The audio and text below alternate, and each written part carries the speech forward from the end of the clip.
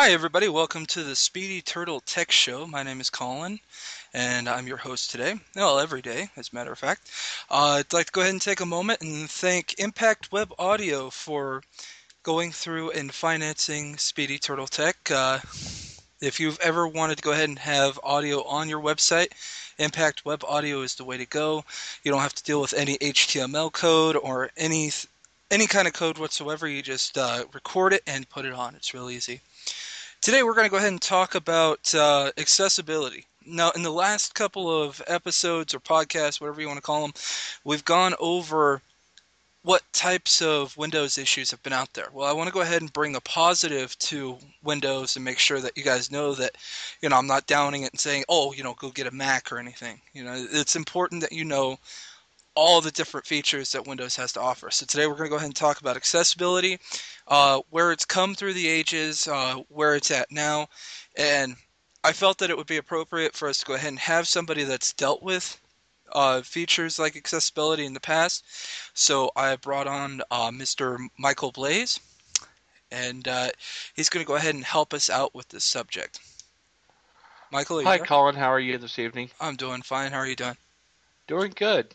Thank you so much for joining us tonight. So what do you know about accessibility? I mean, what's your experience with it?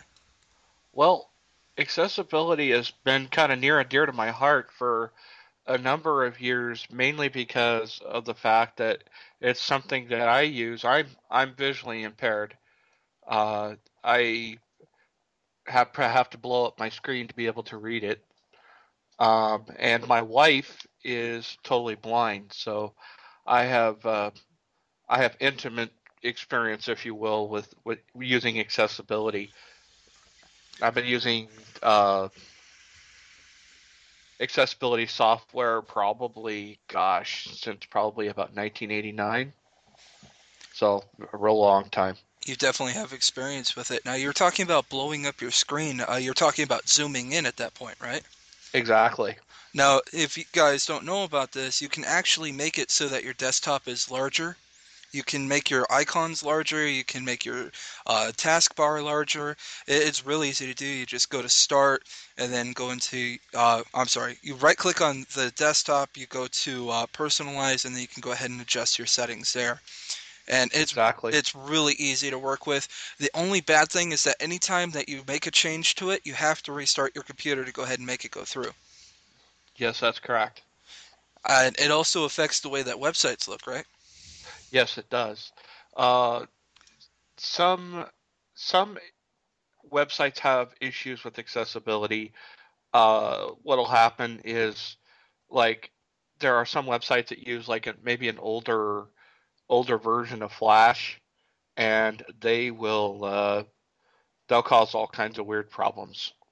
Or like if a website's programmed in Java, sometimes you'll have issues with that.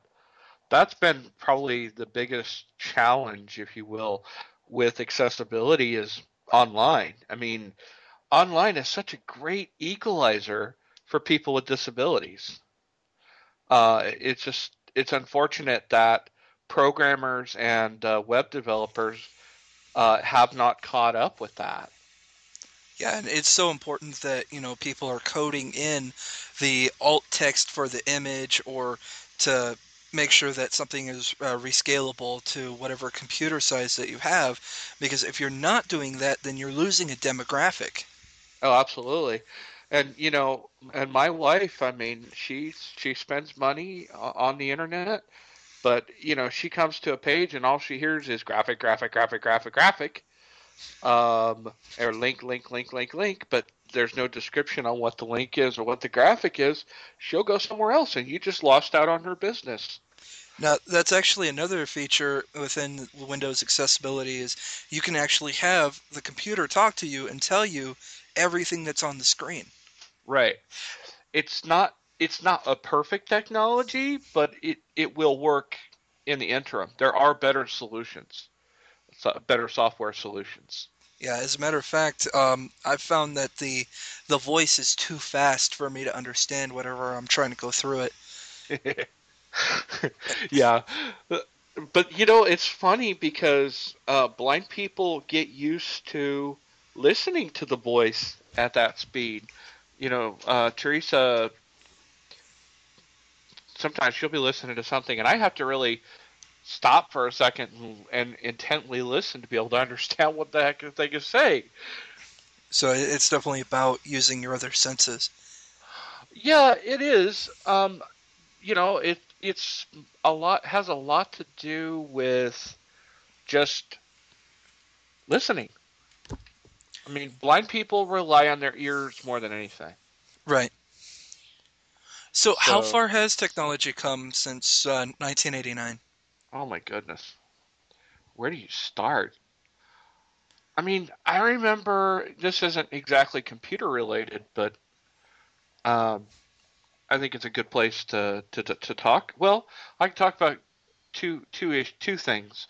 There's a device called a CCTV, Hmm. and they used to be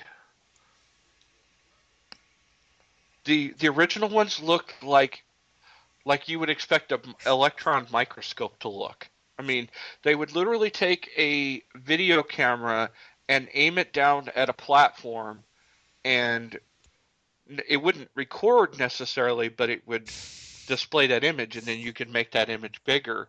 But this thing would take up a whole desk, you know, and then they went from that to smaller and smaller and smaller. Now, you actually can get a camera, just a regular HD webcam on some kind of a frame, and aim that down at your material and actually display your material on your computer screen using software. I use a program called ZoomText that does that. ZoomText version 10 uh, does that beautifully. But it's amazing.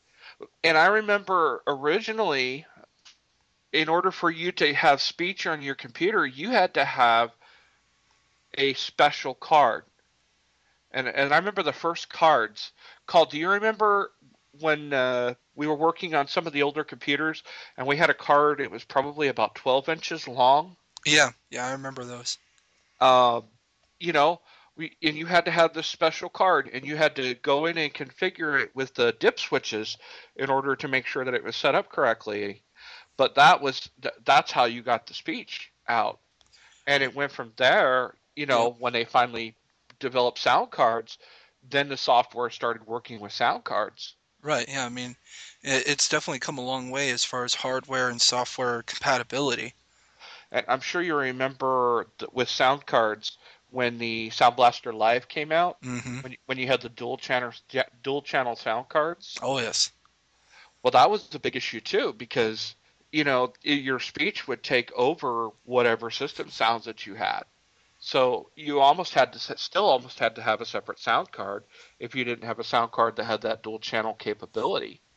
Now everything's built into the motherboard because it's Hmm. gotten a lot more powerful.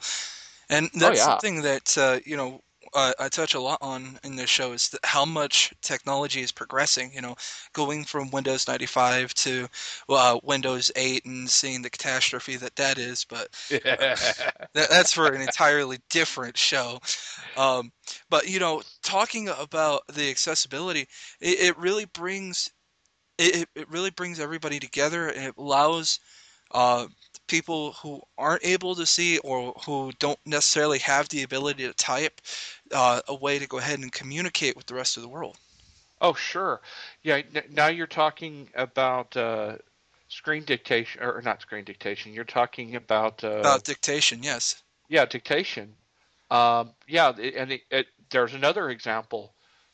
Before, when you would do dictation, I actually used to teach this. Um, when you did dictation, you'd have to do it word by word. So you would say, "I am going to the store." Period. New paragraph. Right, You know, and it it progressed from there to "I'm going to the store." Period. New paragraph. right, yeah, So I mean, there was a huge what they call it was called discrete speech. Now here's something interesting about discrete speech, though. You could actually train the system to recognize even a sound that wasn't necessarily the word that that person was doing. Like I remember there was a command in Dragon Dictate where you would say oops, like if you made a mistake or it said the wrong thing. And I heard this story about this girl. She couldn't say oops for some reason. She just couldn't get it out of her mouth. So she'd say ay ay ay, and it would actually go back and you know, do the same thing at the oops command. But they trained it to do that. And I think that's still a feature in Dragon, if I remember correctly. I'm not sure. I haven't used Dragon as much as I used to use it. But again, the technology has gotten better, the speech has gotten better. And another thing I remember is it took forever to train it where it would understand you. Oh And you yeah, had to be in a completely quiet room, yep. and if you had any noise, it would screw things up, Yeah, I you know. remember trying to teach one on Windows 98, and Mhm. it kept saying, if you want to go ahead and practice some more, you can, or you can just go through and try it. And you go through and try it, and you say, "I'm going to the store," and it says, "Oh, I got on a train." Exactly. It's like, you stupid computer, what were you thinking? Yep. And unfortunately, it's garbage in, garbage out. If it doesn't have the understanding to take what you're saying and convert it into something that's readable on the screen, you can't do anything about that. Exactly. Yeah, it's absolutely amazing what can be done now. I mean, people that literally would be sitting there doing, not able to do much of anything. Like imagine Johnny Erickson as an example. The only thing that Erickson can really move is her mouth and her neck. You know, uh, to be able to take someone like that, someone with those challenges, and get them where they can write letters, where they can talk, where they can, uh, where they can write. I mean, it's an incredible thing. It is such an equalizer. That's the biggest thing about it. It's such an equalizer. It puts me on an equal footing with anyone else out there. That that uses technology. Right, and anything that you're doing, you have to be able to go mobile with. So, of course, accessibility has gone mobile. Oh, let's talk about that. That's one of my favorite topics. Yeah, I mean, especially Android and iPhone. I know that iPhone has really developed a keen sense of what it is to be of having accessible software on their devices. Android has really been trying to pick up on it, but they're still Mm-hmm. behind the times. Steve Jobs was so far up ahead of his time, it wasn't funny. I mean, it is amazing to me what I mean. I was not an iPhone user. I was a diehard Android user. I struggled. I couldn't see half the stuff on my screen, and I'd probably have to take a magnifier to my own phone to be able to see stuff on my phone. Um, but it's like, okay, it's all right. I can deal with it. I can magnify the little bit that I need to magnify. I'm okay. But my wife struggled with her phone, and half the functionality she couldn't use. She wants to send a text message, or she wants to save a person's name in the thing. She'd almost have to have me looking over her shoulder, telling her what to press or what not to press, because it was just not accessible. And maybe 10%, maybe what you say, 10% of the apps were accessible. Um, but I remember when we got my wife her Android phone, we both got new phones, and at first I was going to get an Android, and then the salesperson handed her the phone, and in 2 seconds she had it figured out and she was using it. And I was sitting there going, no, maybe not 2 seconds, like 5 minutes. Hmm. She had it and she was using it, and she could text and do other things that she wants to be able to do. And then when I saw that, and I saw the zoom feature that's built into the iPhone software, Yep. it was like a no-brainer. I mean, And then the beauty about having a corporation that big that's working on these type of things is that you're guaranteed quality. So you're paying, you get what you pay for essentially.